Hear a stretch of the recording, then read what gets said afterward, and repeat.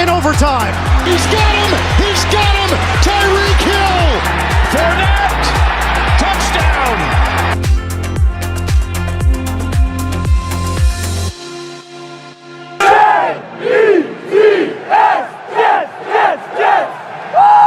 Ladies and gentlemen, we are back after a week off, back in the studio for episode number 13, the Super Bowl preview of the Off the Bench podcast. I'm glad to be back recording, and I'm glad for all of you who are listening. Remember, if you have questions, to email them to offthebenchpodcast34@gmail.com. You can DM the Instagram, or you can comment them on the YouTube, whichever method you'd like. So we'll start off with the championship weekend games that happened 2 weeks ago. First off, in the NFC Championship, 49ers and the Eagles. The Eagles win 31-7. The 49ers had some pretty tough luck. Purdy gets hurt, and then Josh Johnson comes in and gets hurt, and they're down to 0 quarterbacks. Really couldn't do anything without a quarterback. So just really unfortunate for them. Obviously came in the worst game possible, but again, just nothing you can really do about it. And then the Eagles just continued their dominance on offense, especially on the ground. They scored all their touchdowns on runs, which is the 5th time this year that they've done that in a game. A very impressive stat. And the Eagles win and move on to their first Super Bowl since back when they won it in 2018. And it is their 4th Super Bowl of all time. 4th Super Bowl appearance of all time, excuse me. And then in the AFC, the Bengals and the Chiefs. Bengals, obviously, before coming into that game, had the chip on their shoulder. The NFL was selling tickets to the neutral site game, thinking it would be the Chiefs versus the Bills. Bengals are all fired up, so they beat the Bills. Go to Arrowhead to play the Chiefs. They're calling it Burrowhead, because before this game, Burrow had owned Mahomes 3-0 against them. A lot of people were thinking the Bengals could win. I myself thought the Bengals would win too. Started off slow. Chiefs looked really good in the beginning. Bengals did not. And the Bengals came back. But the Chiefs ultimately win in the end, 23-20. Again, a back and forth game, but the Chiefs defense really, on that last Bengals drive, really just locked them up. Chris Jones with that key sack set up the punt, and then Sky Moore gets a nice punt return. Maybe they missed a block in the back. Can't go back now.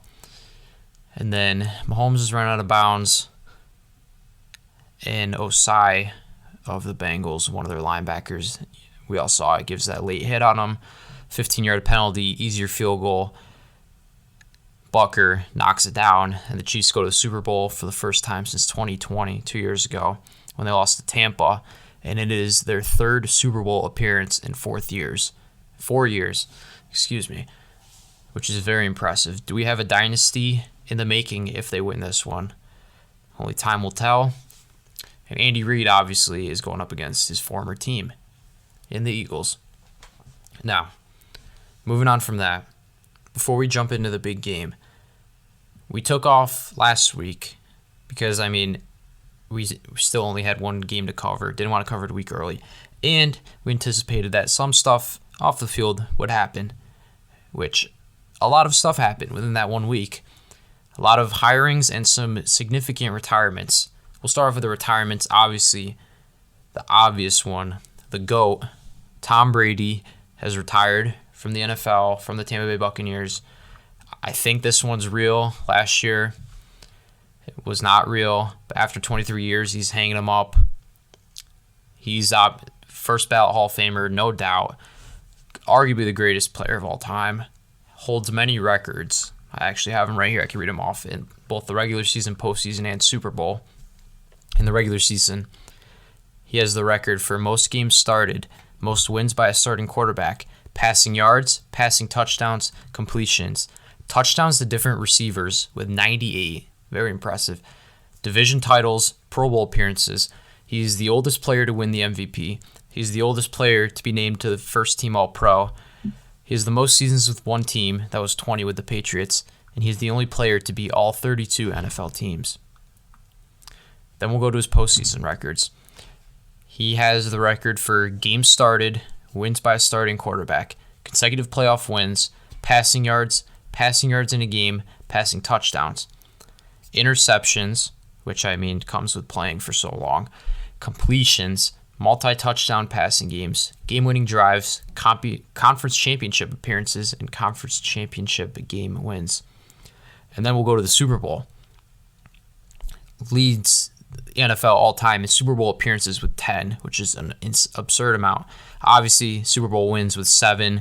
He has more personally than any NFL franchise.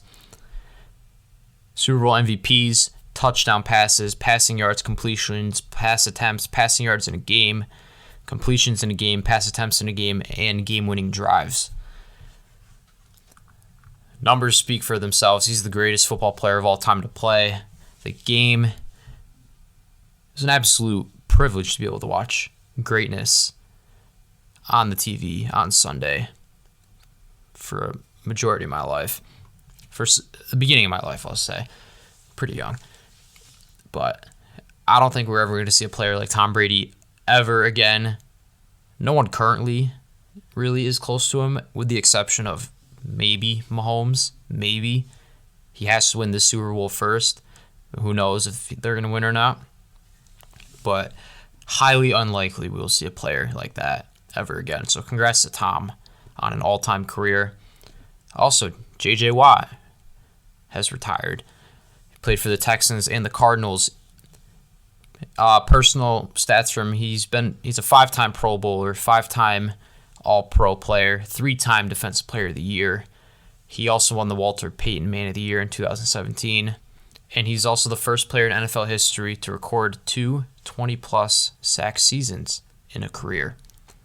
Hell of a career for J.J. Watt. He's for sure going to the Hall. No doubt about it. Maybe with Tom, same class. I don't exactly know how the Hall of Fame works in terms of when they're eligible to go. I'm going to have to do some more research on that. But I'd assume he'd probably be going in at the same time as Tom. And then more recently retired, A.J. Green, formerly of the Cardinals, and then before then, where he got all of his great status from the Bengals. He has some pretty crazy records on the Bengals. All-time for the Cincinnati Bengals, he is second in receptions, second in all-time receiving yards, and second in receiving touchdowns for the Cincinnati Bengals. The person that he's behind for all those records, the man himself, Chad Ochocinco. So not a terrible name to be behind in terms of records. So great career for A.J. Green. Wish him all the best in the future. So I think that's all the retirements we have as of now. Right now it's Wednesday, January 8th, 2023 at 4 p.m. when I'm recording this. Haven't heard of any yet. So that's all we know for now. But we'll also look at some hires. We had some significant head coaching hires that went on over the past 2 weeks. Obviously, the biggest one that everyone was talking about or thinking about was Sean Payton. He was still under contract with the Saints, technically. He wasn't coaching. A lot of teams were in need of a head coach, so his name was buzzing around a lot. And the Broncos go out and get Sean Payton. Again, since he was under contract with the Saints, they had to trade for him. So they come to an agreement, the Broncos and the Saints. So the Broncos trade the first-round pick this year and a second-round pick for next year. They're getting Sean Payton and a third-round pick from the Saints. So I guess the Nathaniel Hackett experiment didn't work. They bring in a very notable coach who's won a Super Bowl. Now we'll see if the problem was really Nathaniel Hackett or if it was Russell Wilson. This year, I think, will determine it. Then for the Jets, speaking of Nathaniel Hackett, the Jets hire him as their offensive coordinator after departing ways with Mike LaFleur. LaFleur was there for 2 years. The Jets go out and get Hackett, who was involved with the offense in Green Bay when Aaron Rodgers had those back-to-back MVP years. So he gets a lot of negativity around his name, but I mean, transitioning from a coordinator to a coach, it's a lot. So he was a great coordinator, so I think he'll do good in New York. They just need to get a quarterback, obviously. Then for the Panthers, they hire Frank Reich, who was fired earlier by the Colts this year, to be their head coach. And they also hired Ejiro Evero, I don't know if I'm pronouncing that right, as their defensive coordinator, who spent 1 year as the Broncos DC. Speaking of defensive coordinators, the Texans hire DeMeco Ryans, who was Robert Saleh's replacement defensive coordinator from the 49ers. Ryans kept the 49ers defense in that state where they're arguably a top 5 every year. Dominant defense, so he leaves. He gets a head coaching job in the AFC. DeMeco also played for the Texans as a linebacker. So he is returning home, I guess you could say. Houston did draft him too, so I'm happy for him. And the Chargers, after they fired their offensive coordinator, Cowboys get rid of Kellen Moore. And the next day, Chargers go out and get Kellen Moore to be their offensive coordinator. He was with the Cowboys for 4 years. They mutually parted ways. I think it's going to be helpful for Joe Burrow to have a new face as an offensive coordinator, but we'll see what happens. We don't know right now. And then the Rams get Mike LaFleur from the Jets. I don't know if LaFleur worked with Sean McVay before going to the Jets. I'm not exactly sure on that. But again, he is going to work with LaFleur, and that could really help him a lot out in LA. The Dolphins get Vic Fangio as their defense coordinator. They agreed on a 3-year deal. He will become their DC after the Super Bowl. And Fangio was formerly the Broncos head coach from 2019 to 2021. The Niners hire Steve Wilks to replace DeMeco Ryans as their defensive coordinator. Wilks was most recently the interim head coach in Carolina after they fired Matt Rule earlier this year. The Vikings hired Brian Flores as their defense coordinator because they needed a lot of help on their defense. Flores, remember, was the head coach for the Dolphins for 3 years, and more recently was the Steelers linebacker coach and their senior defensive assistant. Patriots get Matt Patricia. I don't think he's calling plays anymore. They hired Bill O'Brien, who was formerly the head coach of the Texans and the GM. Was he the mastermind behind the DeAndre Hopkins, David Johnson trade? I think so. But he's worked with, I think he was working with Belichick before. He might have worked with Nick Saban over in Alabama. But again, he's back in New England with Belichick as their official offensive coordinator. And that's really about it in terms of significant hires. There's been some other positions filled in terms of general managers. Obviously, the Cardinals hired a new GM after they fired Cliff Kingsbury, and then their previous GM decided to walk away. Falcons get new DC Ryan Nielsen, who has spent the past 6 years as an assistant coach and was the Saints co-defense coordinator last year. The Browns get Jim Schwartz as their DC. He got his NFL start with the Browns under Belichick as a personal scout from 93 to 95, so he's back in Cleveland as a coach again. The Saints hired Joe Woods as their defense coordinator. He replaces, again, Nielsen and his co-DC, Chris Richard. So there's only one in New Orleans now. And the Titans hired a new GM after, did they fire their GM after they played the Eagles and A.J. Brown scored 2 or 3 touchdowns?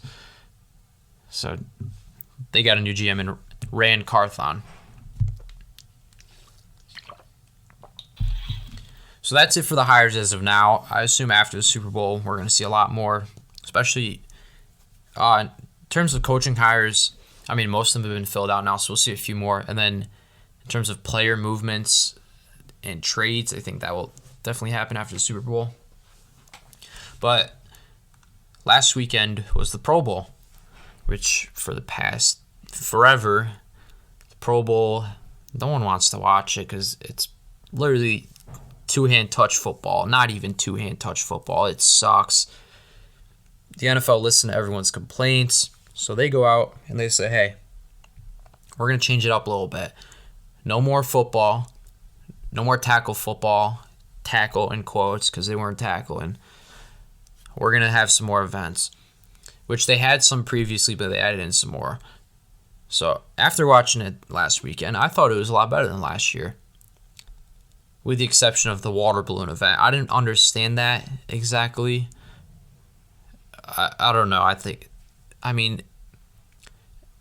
guess they're going to look back on it and probably get rid of it for next year. I didn't see the point in it, but I did. The flag football, I enjoyed watching, except for the center. I didn't like how the center couldn't get out and run a route, let these guys play. The catch competition was cool.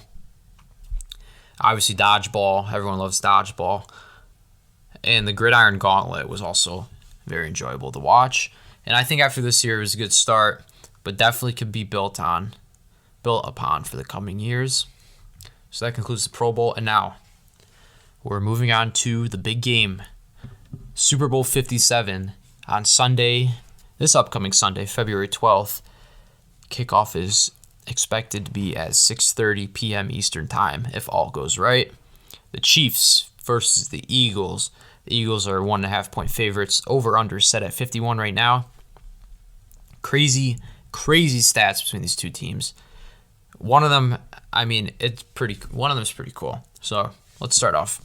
Both teams have a 16-3 overall record. Both teams have scored exactly 546 points this year. That includes the regular season and the playoffs. Both teams have 6 All-Pros, including a Kelsey brother and their QB. Obviously, Jason Kelsey of the Eagles and Travis of the Chiefs. Both teams are number 1 seeds in their respective conferences in terms of playoffs. So they've only played 2 games prior to this game. And both have a 4-1 record inside this year in terms of playing inside, like inside of domes and covered fields. Where the Super Bowl is right now in Arizona at State Farm Stadium, they've both played there and have both won there. So it's not unfamiliar territory for either of them. Mahomes as an underdog in the playoffs is 7-1-1 against the spread, 6-3 straight up. I think this might be only the second time that he's been an underdog in the playoffs, and I think the first time was last week against the Bengals before the line moved when the Chiefs were underdogs. But that was the first time ever in his postseason career, so this is the second time. But no way, I don't know what I'm talking about. I'm sorry.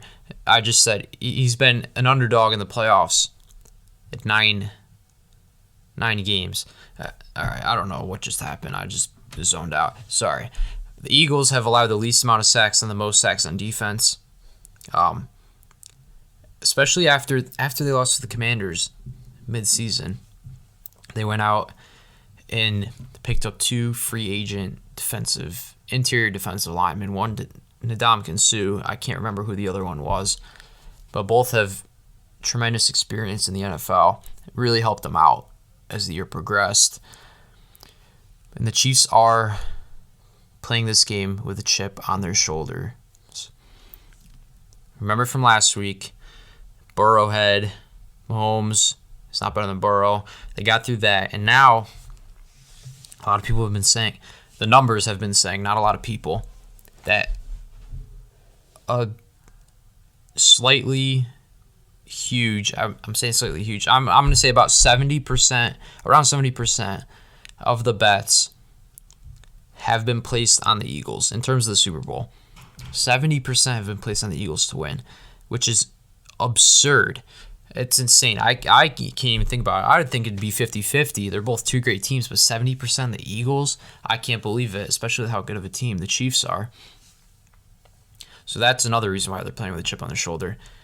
Are Mahomes and Jalen Hurts both going to be healthy? Are they both 100% right now? Because obviously Mahomes played with that sprained ankle. Really, he was a huge pocket presence, which, they win games when he's in the pocket. I don't think they've lost when he is throwing a majority of his passes from the pocket. And then Jalen Hurts obviously has that shoulder injury that he had right before the end of the regular season. They haven't really said anything about that during the postseason, but who really knows if he's 100% healthy or not.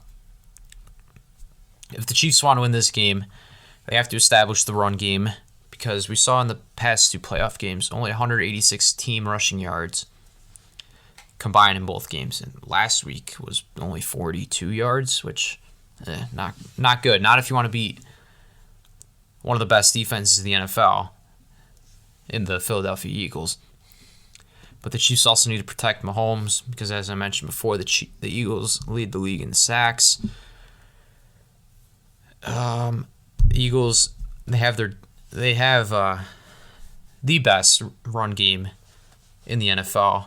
I mentioned that stat before where they scored all their touchdowns on the ground, and that was the 5th time this year that they've done that. So obviously they have the dominant run defense. They got Jalen Hurts, and then I want to call it 3-headed monster at running back, but 3 very solid running backs that work within their system. Miles Sanders, Kenneth Gainwell, Boston Scott. It's hard to pick a winner in this game. Mentioned before how all these stats are literally the exact same. The script writers are doing a great job with that. But I have to make a predict. Have to choose a winner. I'm gonna go Chiefs. Win 31-28. Harrison Butker game-winning field goal. It's gonna be Vinatieri-like. 31-28 Chiefs on a game-winning field goal. And then we'll move on to the picks of the week. So obviously, I had Chiefs winning, so it's going to be the Chiefs money line, and then we have some other props. Super Bowl only props. Coin toss. It's a stupid thing to bet on, but hey, it's a 50-50 chance of winning. Tails never fails. I'm betting tails on the coin toss. The national anthem. Now, I believe we have a country singer singing the national anthem this year at the Super Bowl. As we know, these country singers, they like to take their time when singing. They don't like to rush anything out. They like to hit the note a little extra. Like, oh, say, can you see? They'll drag out that C for maybe a good 10 seconds. Right now, the line is 2 minutes and 7 seconds, or 127 seconds for the national anthem. Hammer the over. It's going to go over. First touchdown scorer. Heard a very interesting stat this past week about first touchdown scorers. Last time when the Eagles were in the Super Bowl, first touchdown scorer was Alshon Jeffrey, and that was at plus 1,200. This year, for the Eagles, at first touchdown scorer at plus 1,200, which I like a lot, Devontae Smith. Devontae Smith, first touchdown scorer, hammer it. Gatorade color, I'm going to go with blue. It's at plus 600, a sleeper as of recent.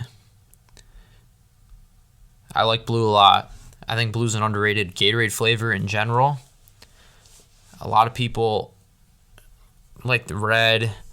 I don't know. I'm feeling blue this year. Got to go with blue. And then obviously the Super Bowl MVP. If I got the Chiefs winning, I'm going with Patrick Mahomes. Him and Jalen Hurts are tied right now at plus 135. Mahomes for Super Bowl MVP. And maybe he'll get the regular season MVP too. I think we find that out tomorrow. Tomorrow is the awards, I believe. They used to do it on the Saturday, but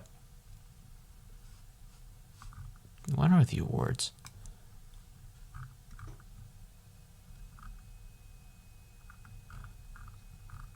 I'm checking right now because I'm not exactly sure.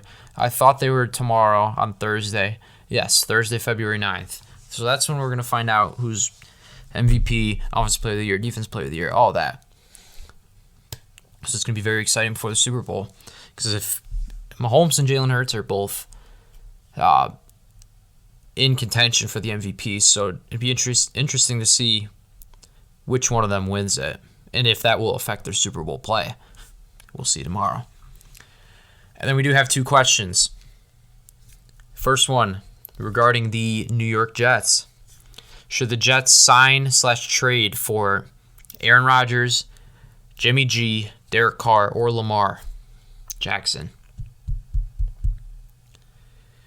All right, so being a Jets fan, I have opinions and feelings on all these guys. Lamar, I would love to have Lamar in New York, well, New Jersey, but playing for the Jets, I think he could win us a Super Bowl if you bring Lamar to New York. But I highly doubt that's going to happen, that Lamar will come to the Jets. Right now, it's just a dream, a hope, a wish. I don't think it's going to happen, though. Jimmy G. Now, heard recently that Shanahan said Jimmy G will not be a part of this team next year. I like Jimmy G as a player. I don't know why the 49ers want to get rid of him. I mean, he is getting a little older, but he did play behind the GOAT in Tom Brady. He took his team last year to the conference championship game. The year before that, they went to a Super Bowl. I think he's a good quarterback. I would not mind having Jimmy G on the Jets, especially being that the quarterback is the one position that they need to fill in. Derek Carr, I don't know about Derek Carr. I mean, he's played it all right in Oakland and Las Vegas for the Raiders. He's obviously not my number one choice. I think I like Jimmy G a little bit more than Derek Carr. But again, Derek Carr, he's better than Zach Wilson. So I will take, if we end up getting Derek Carr, I will take it. And then Aaron Rodgers. We heard, was it yesterday? Yesterday on the Pat McAfee show, they have their Aaron Rodgers Tuesday, and he said he's going to go out in some dark, secluded house for 4 days to think about what he wants to do, whether he wants to play or retire. Obviously, Aaron Rodgers, he was a back-to-back MVP 2 years ago. He can throw the ball. I think he's still got it. But we're going to have to pay him a shit ton of money. I don't know. I don't want to do that. Again, he's a good player, but especially, and he's on the older side too. I would like to have a guy that could still play for a few more years, not just a one-time deal and then he's gone after that. So I like Aaron Rodgers, but again, I'd be happy if we got him, but I don't know, mixed feelings. So I'll rank them in order, who they should sign or trade for. I'm not going to put Lamar in there because Lamar, I think right now it's unrealistic, but if, let's say Lamar and the Ravens don't agree on a deal, obviously we'll put Lamar at number 1. I'll put Jimmy G at 2, Aaron Rodgers 3, Derek Carr 4. Then the second question, should there be 2 weeks between the championship games and the Super Bowl? From a fan's perspective, I'm going to say no, because you hate having those 2 weeks of anticipation. Or you know what? We've gotten used to it. We are used to it because you have the Pro Bowl in between. But I mean, I don't really look forward to watching the Pro Bowl. Everyone's anticipating to watch the Super Bowl.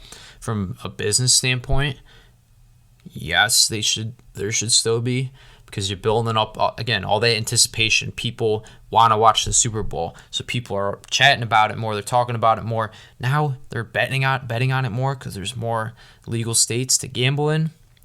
So it's making the NFL and Vegas a hell of a lot more money. I'm going to say yes. There should still be 2 weeks before, just purely from a business standpoint and from a fan standpoint of building up anticipation. Also, I think having the Pro Bowl after the Super Bowl would not make any sense. Because guys after that, like, they don't want to do anything. They just want to relax. It's the off season. You just worked hard for 20 plus weeks. Like, I don't think they wanted to go to I'm going to call it a stupid weekend of what are you really getting out of it? Just publicity.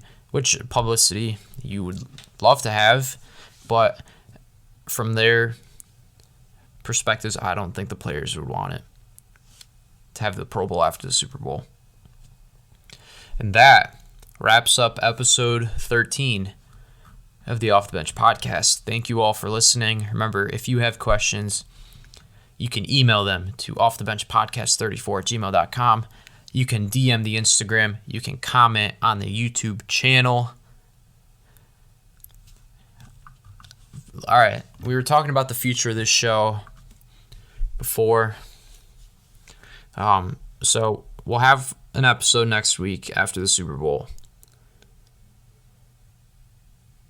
And I think we're going to jump right into college basketball and NBA. That's the plan right now. College basketball and NBA, because there's a lot to talk about for both of them, especially with the All-Star game coming up with the NBA. March Madness coming up for college basketball. College basketball is crazy this year. Not a lot of familiar teams up at the top of the rankings. A lot of them are unranked and really trying to pull it together to make it into the tournament. So there's a lot of interesting stuff to talk about with college basketball. In the NBA, trade deadline is going to happen soon, so we might see some new faces on different teams. So that'll be interesting. But again, thank you for everyone for watching, and we'll see you next week.